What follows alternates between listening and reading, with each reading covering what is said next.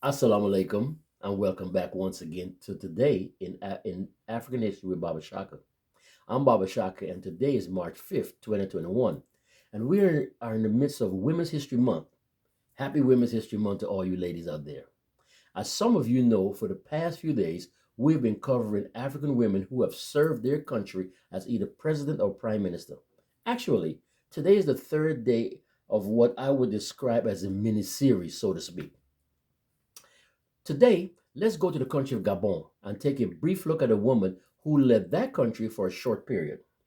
Rose Francine Rogombe, who was born on the 20th of September 1942 and became an ancestor on the 10th of April 2015, was a Gabonese politician who was acting president of Gabon from June 2009 to October 2009, following the death of longtime President Omar Bongo. She constitutionally succeeded Bongo due to her role as president of the Senate, a post to which she was elected in February 2009. She was a lawyer by profession and a member of the Gabonese Democratic Party, or PDG.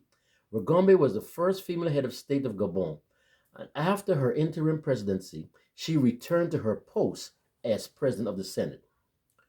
Rose Francine Etumba, that's her maiden name, was a member of the Galwa ethnic group and was born in Lambaréné, French Equatorial Africa, which is now, of course, Gabon, in 1942. After studying in France, she worked as a magistrate in Gabon. She also served in the government as Secretary of State for the Advancement of Women and Human Rights during the 1980s. She left politics during the transition to multi party politics in the early 1990s, instead, devoting herself to law and eventually becoming the vice president of the Special Criminal Court. In 2007, she received a degree in theology. In the April 2008 local election, Rogombe was elected as a municipal councillor in Lambaréné. She was subsequently elected as a senator from Lambaréné in January 2009 Senate election. Following the latter election, she was elected as president of the Senate on the 16th of February 2009, receiving the support of 90 of the 99 senators who voted.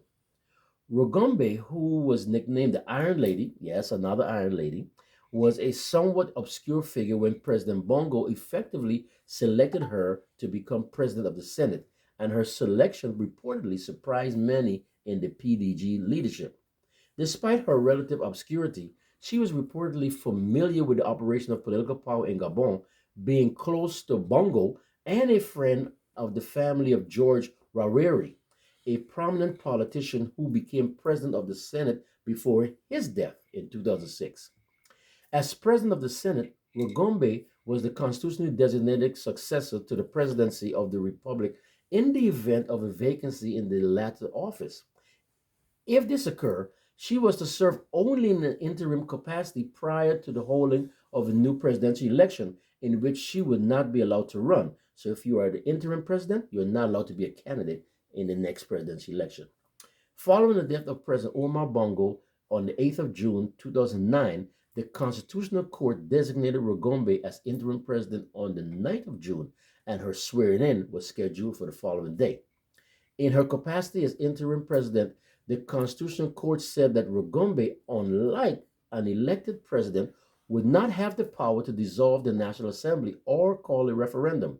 A new presidential election was required within 30 to 45 days, according to the Gabonese constitution, although it was considered very likely that it would be delayed beyond that point due to the need to update the voter rolls. Rogombe was sworn in on the 10th of June 2009 in the presence of members of the Constitutional Court, the government, Senate, the National Assembly, as well as foreign diplomats. She took the oath after a minute of silence in Bongo's memory, swearing, quote, to devote all my strength to the good of the Gabonese people with the aim of promoting its well-being and protecting it from all harm, to respect and defend the Constitution and its state of law, and conscientiously to carry out my duties and to be fair before everyone. Unquote. Internet access had been cut and television channels played only religious music following the announcement of Bongo's death. After Rogombe assumed the presidency of the republic, Leonard Ajembe, the first vice president of the Senate, succeeded her as president of the Senate in the interim capacity also. In the presidential election held on the 30th of August 2009, PDG candidate Ali Bongo, who was the son of the late Omar Bongo, was victorious according to official results. Bongo was sworn in as president on the 16th of October 2009, and Rogombe returned to her post in the Senate on the 20th of October, taking over from Ajembe. Now, there was no provision in the Constitution specifically enabling her to return to her former post, but it was believed that Rogombe's resumption of duties in the Senate could constitute a precedent in that regard. In recognition of her work in leading Gabon through the early presidential election, Marcel Sandagu, the oldest senator, presented her with the Medal of Honor on the occasion of her return to the Senate. She said that the Senate was ready to work with Bongo as he pursued his planned reforms. Following the December 2014 Senate election, Lucy Melibu Abuson was elected to succeed Rugombe as president of the Senate on the 27th of February 2015. Rugombe became an ancestor on the 10th of April 2015 at a hospital in Paris where she had gone for medical treatment just a few days earlier. As I've mentioned before, these short presentations are not intended to give you the full story of the people or events that we cover, but rather we hope that we will give you enough to arouse your interest and curiosity that it will compel you to take a closer look at or dig deeper into the subject matter presented. A big thank you to all of our subscribers. For those of you who have not yet subscribed, you can do so right now by simply tapping that subscribe button. Your support would mean a great deal to us, so we thank you in advance. Please like and comment, but most importantly, please share, especially with the young amongst us. So until tomorrow, inshallah, this is Baba Shaka with Today in African History. Masalam.